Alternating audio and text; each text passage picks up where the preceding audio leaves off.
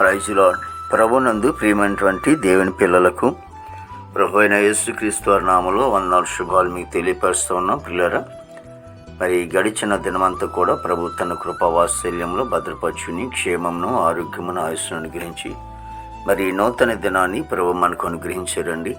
2026 సంవత్సరము 4వ నెల 6వ దినాన్ని ప్రభు మనకు అనుగ్రహించి మరి ఈరోజు దేవుని వాక్యం, నా కుటుంబము నీ సన్నిధిని స్థిరపరచునట్లును నీవు సెలవిచ్చిన మాట నెరవేర్చుము.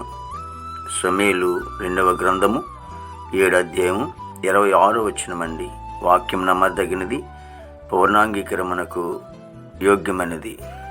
భక్తులైనటువంటి మరి దావీదు గారు సెలవిచ్చినటువంటి మాట ఏంటంటే, మరి నా కుటుంబము నీ సన్నిధిని స్థిరపరచునట్లు నీవు సెలవిచ్చిన మాట నెరవేర్చమంటున్నాడు. కాబట్టి కుటుంబం అంతా కూడా దేవుని సన్నిధిలో ఉండాలని, దేవుని ఆశీర్వాదాలు పొందుకోవాలని, దేవుడిచ్చినటువంటి దేవుని పొందుకోవాలని మరి భక్తుడు కోరుకుంటూ ఉన్నాడు. ఒకవేళ కుటుంబ వ్యవస్థలో బిడ్డలు ఎటువంటి పరిస్థితులు ఉన్నప్పటికీ, ఒకవేళ వాళ్ళు ఉద్యోగం చేసుకున్నా, వ్యాపారాలు చేసుకున్నా, ఏ రీతిలో ఉన్నా కానీ దేవుని సన్నిధిలో ఉండాలని భక్తుడు ప్రభువుని అడిగినప్పుడు మరి ఆ భక్తుడు సెలవిస్తా అంటే అడుగుతున్నాడు, నీ సన్నిధిలో ఉండేటట్లుగా చేయమి తండ్రి. కాబట్టి మనము కూడా అటువంటి ప్రార్థన చేయటం ద్వారా చాలా ఆశీర్వాదకరం, చాలా మంచిదని మరి దేవుని వాక్యాన్ని బట్టి మనం గమనిస్తూ ఉంటున్నామండి. కాబట్టి ప్రతి ఒక్కరు కూడా దేవుని సన్నిధానంలోనే ఉండాలి కుటుంబం. ఎందుకంటే దేవుని సన్నిధానంలో సమాధానం ఉంటుంది, సంతోషం ఉంటుంది, ఆనందం ఉంటుంది, నెమ్మది ఉంటుంది. కాబట్టి ఇంకా అనేకమైన ఆశీర్వాదాలు ప్రభు ఇస్తాడు. అంతేకాకుండా మరి నిత్య జీవము అనేది కూడా ప్రభు అనుగ్రహిస్తాడు. కాబట్టి దేవుని సన్నిధి అనేది చాలా ఆశీర్వాదకరమైనది.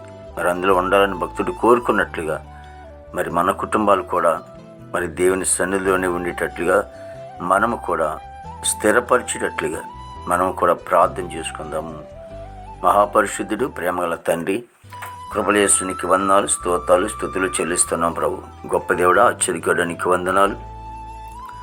ప్రతి కుటుంబాన్ని కూడా మీరు ఆశ్రయించి దీవించండి. మా భారతదేశాన్ని మీరు ఆశ్రయించి దీవించండి. ఆయన నాయకుల అధికారులు మంచి వంతరం పండి, సరిహద్దులో సైనికులు మంచి వంతరం పండి, ఆర్మీ బృందానికి అందరూ కూడా మంచి వంతరం పండి. యవనస్తులు ఎంతోమంది ప్రభు, యువకులు చెడిపోతున్నారు. అది త్రాగుడు, పానపరాకు, గంజాయి, డ్రగ్స్, ఈ గుట్టకాల వాళ్ళు ఎంతోమంది చెడిపోతున్నారు. నేను వాళ్ళందరినీ కూడా మీరు మార్చుకుని నీతి మార్గంలో నడిపించుకొని తండ్రి. ప్రభావి ఉద్యోగస్తులందరూ కూడా మంచి వంతరం పండి, వారు చేసిన ఉద్యోగాల్లో మీ హస్తం తోడుగా ఉంచండి. వారు రాకపోకలు మీ సహాయం దయచండి తండ్రి.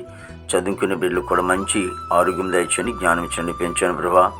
దేవతని వాళ్ళ ప్రయోజకులు కృప దయచండి తండ్రి. చదువుకుని ప్రభు ఉన్నటువంటి బిడ్డలకు ఉద్యోగాలు దయచేయండి. దేవ మా దేశ పాడి పన్నంతుని కూడా మీరు ఆశించి దీవించండి తండ్రి. నాయన ఈశ్వరునికి స్తోత్రాలు చెల్లిస్తున్నాం బాబు, నీకు వందనాలు తండ్రి. పరిశుద్ధుడా, నీకు వందనాలు తండ్రి ప్రభా.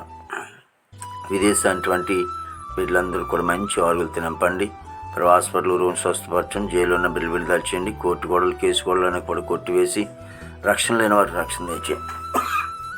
దేవానికి స్తోత్రాలు చెల్లిస్తున్నాం బాబు, నీకు వందనాలు తండ్రి. నేను ఇదిగో నన్ను ప్రభా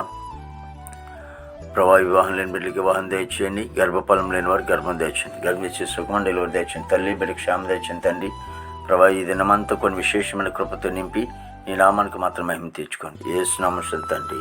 ఆమేన్, ఆమేన్, ఆమేన్.